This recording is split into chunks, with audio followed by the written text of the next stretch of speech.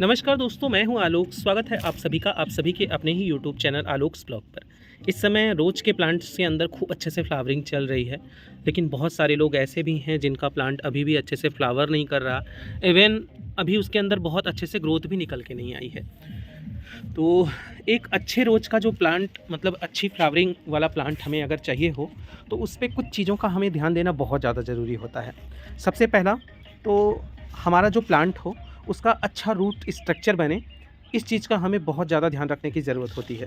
क्योंकि जो अच्छा रूट स्ट्रक्चर होता है, वही हम जो भी फूड्स अपने मिट्टी के अंदर देते हैं प्लांट मतलब रोज़ प्लांट को, वो अगर रूट्स अच्छी होंगी तो वो अच्छे से लेकर प्लांट के हर पार्ट तक पहुंचा पाएंगी। प्लांट की ग्रीनरी हो, बडिंग हो, फ्लावरिंग हो, तभी सभी अच्छे से हो पाएगी। दूसरा फैक्टर जो आजकल बहुत सारे बिगिनर्स नहीं जान पाते और वो गलतियां करते हैं और उनका प्लांट जो है वो ख़राब होता है, वो है सकर ब्रांचेस का। क्योंकि बहुत बार ऐसा देखा गया है कि हमारे प्लांट के अंदर जो सकर ब्रांचेज यानी जंगली ब्रांचेज निकल के आती हैं, वही सारा फ्रूट्स ले लेती हैं और मेन जो ग्राफ्टेड प्लांट होता है वो हमारा मर जाता है। तो ये दोनों चीज़ बहुत जानना ज़रूरी है। इसके अलावा फूड हमें कौन-कौन सा अपने प्लांट को देना है, वो सारी चीज़ें आज की इस वीडियो के अंदर डिस्कस करेंगे। सबसे पहले तो हम जान लेते हैं एक बेटर रूट स्ट्रक्चर डेवलप करने के लिए हमें क्या-क्या करना चाहिए। सबसे पहला तो अगर हम नया प्लांट लाकर लगा रहे हैं, प्लांट की साइज़ छोटी है, उसके अंदर ढेर सारी कलियाँ बनी हुई हैं और ब्रांचेस सिर्फ 1 ही 2 हैं, तो फिर हमारा प्लांट जो है वो अपनी सारी एनर्जी उन फ्लावर्स को फूड देकर खिलाने के लिए लगाएगा कि मतलब अच्छे से वो कलियाँ खिल पाएँ। तो ऐसे में क्या होगा, हमारा जो प्लांट होगा वो उसकी रूट्स जो हैं वो उतनी अच्छी नहीं डेवलप कर पाएँगी जितना कि हम अपेक्षा रखते हैं। ऐसे में ये जो फ्लावर्स खिल रहे हैं, अगर हम इन्हें हटा देते हैं तो फिर प्लांट हमारा अपनी रूट्स को भी अच्छा एक रूट स्ट्रक्चर दे पाएगा, उस पर ध्यान देकर उसको डेवलप कर पाएगा। तो आप इस चीज़ को बिल्कुल भी इस चीज़ से गुरेज मत करिए कि हमारे प्लांट में अच्छे से कलियाँ बनी हैं, अभी तो मेरा पौधा खिलने वाला था तो मैंने इसको हटा दिया। तो इसके लिए आप जो है, अगर आपका फ्लावर खिला हुआ है या फिर नहीं खिला हुआ है, इस तरीके से इसको कट करके हटा सकते हैं। पहला काम तो ये करना है। अभी देखिए मेरे पास जितने भी मैंने अभी हाल में ही इनकी रिपोर्टिंग की, तो मैंने तो काफ़ी का हटा दिया था, इसका रह गया था और ये देखिए इसका भी हटा दिया मैंने और एक ये रहा, इसका भी हटा दिया। अभी फ्लावर्स को हटा देंगे। तो अगर बड्स भी बनी हुई हैं, आप बड्स को भी हटा सकते हैं, क्योंकि उन बड्स को खिलाने में ही अगर प्लांट एनर्जी लगा देगा तो खिलने के बाद हटाने का कोई मतलब नहीं रह जाएगा। अगली जो चीज़ है वो है डेड हेडिंग। मतलब बहुत बार क्या होता है कि कलियाँ जो हैं वो बन जाती हैं और फ्लावर भी खिल जाते हैं, उसके बाद स्पेंड भी हो जाते हैं फ्लावर, लेकिन हम उनको हटाते नहीं हैं। ऐसे में हमें इस चीज़ का भी ध्यान देना है कि अगर हमारा प्लांट उसके अंदर फ्लावर स्पेंड हो चुके हैं तो उनको इस तरीके से कट करके हटा दीजिए। इससे होगा क्या कि हमारा प्लांट फिर से अपने रूट स्ट्रक्चर को वो एनर्जी दे पाएगा और रूट स्ट्रक्चर अगर अच्छा बनेगा तो प्लांट के अंदर अच्छी ग्रोथ होगी और अगर ग्रोथ अच्छी होगी, नई नई ब्रांचेस निकल के आएंगी, तो फिर हमारा प्लांट अच्छे से फ्लावरिंग भी करेगा। तो ये 2 चीज़ें जो हमें प्लांट के अंदर करनी है। तीसरी चीज़ जो है इनकी मिट्टी।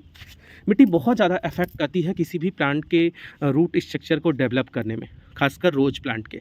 रोज़ प्लांट को ऐसी मिट्टी चाहिए होती है जो ना बहुत ज़्यादा एसिडिक हो, ना बहुत ज़्यादा एल्कलाइन हो। मिट्टी का पीएच 6.5 से लेकर 7 के बीच में होना चाहिए। तो ऐसी मिट्टी बनाने के लिए हमें अपने प्लांट का जो हम सॉइल मिक्स बना रहे हैं, उसके अंदर एक बैलेंस फॉर्म लाना होता है आपके कंपोस्ट का, राइस हस्क का और साथ ही साथ गार्डन सॉइल का और सैंड का। तो मैंने यहाँ पर जो सॉइल मिक्स तैयार किया इस बार, ये मेरी राइस हस्क जो है ये डिकार्बनाइज्ड राइस हस्क है। मतलब इसको मैंने गर्म पानी के अंदर डालकर भिगोकर और उसके बाद जो है सुखाकर तब तैयार किया है। तो ये राइस हस्क, वरना होता क्या है बहुत ज़्यादा एसिडिक ये हो जाती है और ज़्यादा एसिडिक होने पर हमारे प्लांट जो हैं वो दिक्कत में आ जाते हैं। इस चीज़ का हमको ध्यान रखना बहुत ज़्यादा ज़रूरी है कि राइस हस्क हमारी डिकार्बनाइज होनी चाहिए। और डिकार्बनाइज जो राइस हस्क है उसके अंदर फिर इक्वल क्वांटिटी लेकर गार्डन सॉइल, सैंड, कंपोस्ट और आपकी राइस हस्क, इनको मिलाकर एक बढ़िया सा सॉइल मिक्स हमको तैयार करना है।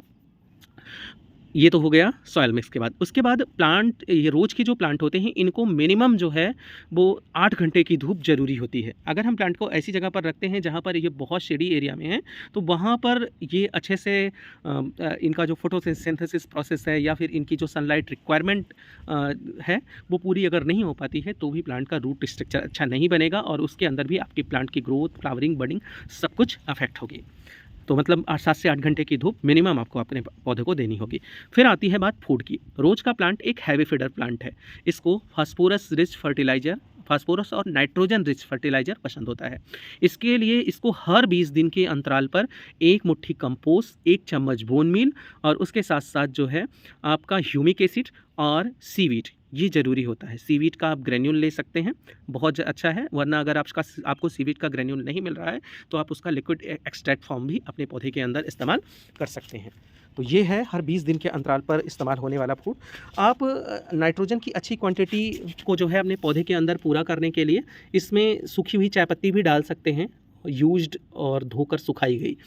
उससे होगा क्या कि प्लांट के अंदर जो है वो अच्छा नाइट्रोजन सोर्स डेवलप होगा और अगर नाइट्रोजन सोर्स अच्छा होगा, ऊपर और नीचे प्लांट की ग्रोथ अच्छी होगी तो फिर प्लांट हमारा अच्छे से फ्लावरिंग करेगा।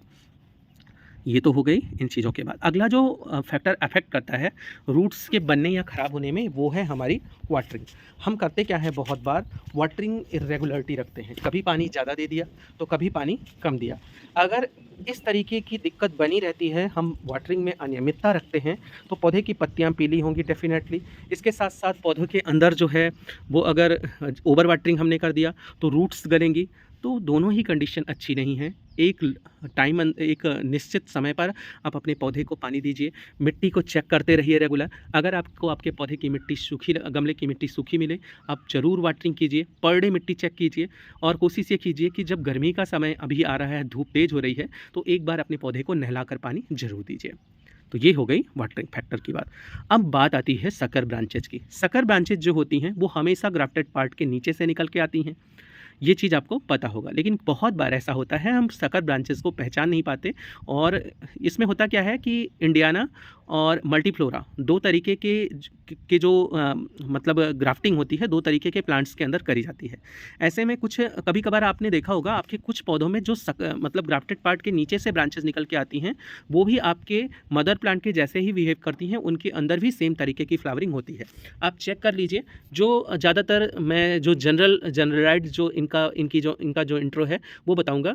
कभी कभार तो होता क्या है कि ये बहुत मतलब उनकी पत्तियां जो होंगी वो सकर ब्रांचेस की आपके नॉर्मल प्लांट से पतली पतली होंगी और उनके अंदर 5-7 पत्तियां होती हैं। वैसे तो देखिए जो है ये 5 हैं, गिन लीजिए, 1 2 3 4 5 और नहीं तो 7 निकल के आती हैं। लेकिन ये इंडियाना और मल्टीफ्लोरा ग्राफ्टिंग का जो एक फार्मूला है, इसके हिसाब से कभी कभार तो जब नीचे से निकल के आती हैं वो ब्रांचेज, उनके अंदर भी आपके मदर प्लांट जैसा ही बिहेवियर होता है, वो फ्लावरिंग भी करती हैं। तो इस चीज़ को लेकर बहुत जल्दबाजी मत कीजिए। आप चेक कर लीजिए कि आपका प्लांट किस तरीके की सकर ब्रांचेज, मतलब किस तरीके की ब्रांचेज प्रोड्यूस कर रहा है, वो सकर है या नहीं है। सकर ब्रांचेज को पहचानने का जो मैंने तरीका बताया वो सबसे कॉमन है कि वो ब्रांचेज आपकी नॉर्मल प्लांट्स के मतलब वो प्लांट्स मतलब जो ब्रांचेज निकल के आएंगी उनके अंदर जो पत्तियां होंगी वो आपके नॉर्मल प्लांट की पत्तियों से पतली पतली होंगी और उनकी संख्या जो है वो ज़्यादा होगी। समय समय पर सकर ब्रांचेस को हटाना भी बहुत ज़रूरी होता है। प्लांट्स की फीडिंग और उनकी ग्रोथ को ये बहुत ज़्यादा अफेक्ट करती है। बस इतनी सारी चीज़ों का अगर आप ध्यान रखेंगे तो आपका भी रोज़ का प्लांट बहुत अच्छा करेगा। इसके अलावा आप अपने पौधों की रूट्स में एक मतलब बायो फंजीसाइड आता है, चाहे वो आप ट्राइकोडर्मा ले लीजिए या फिर कुछ और। आप हर जो है महीने अपने प्लांट्स की रूट में 1 चम्मच आधा चम्मच करके वो भी ज़रूर डालिए। मित्र फंगस जो होते हैं वो प्लांट की रूट्स के पास जाकर उन्हें बेटर फूड लेने के लिए प्रोत्साहित करते हैं और साथ ही साथ मदद भी करते हैं। तो ये चीज़ भी आपके पौधे के लिए बहुत ज़्यादा ज़रूरी है। आई होप आपको ये वीडियो अच्छी लगेगी और इसके अंदर दी गई जानकारी अगर अच्छी लगती है तो मेरे चैनल को सब्सक्राइब करके बेल आइकन को जरूर प्रेस कीजिएगा। मिलते हैं आप लोगों से किसी नई वीडियो में, तब तक के लिए bye bye and take care.